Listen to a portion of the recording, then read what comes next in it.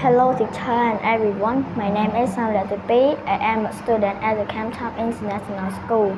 Today I am going to talk about my hobby. I have many hobbies that I enjoy in my free time. My first hobby is reading books.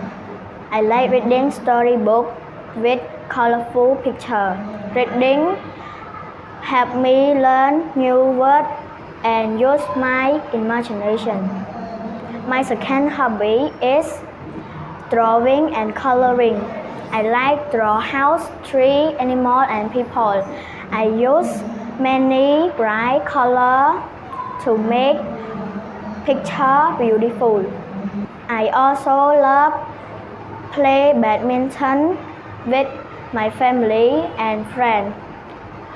We play together in the park or near my house. Playing badminton helps me stay strong and healthy. It is so much fun when we laugh and play together. On weekend, I like listening to music and watching cartoons.